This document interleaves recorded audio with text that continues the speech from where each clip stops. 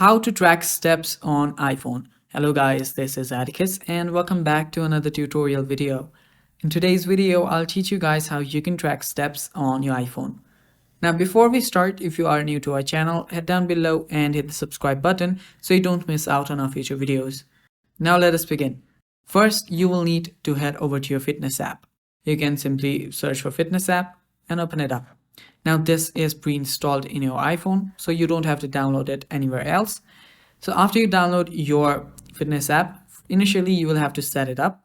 So after you set it up, you will be able to count your steps. You will see the step count option. Now here you will be able to step count your each day, each week, your month, or even your year. You can even set up a goal and you can decide to move a fixed amount in that goal daily.